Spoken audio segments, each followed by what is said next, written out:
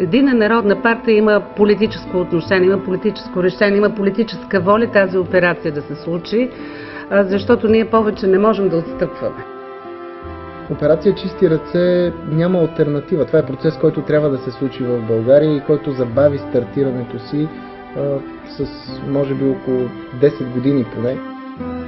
Операция Чисти ръце трябва да бъде подкрепена както политически, така и най-вече от гражданското общество. Така както се случи в Италия, така както се случи в Сърбия, така както се случи в Румъния. Господин Иванов, чисти ли са ви ръцете? Да.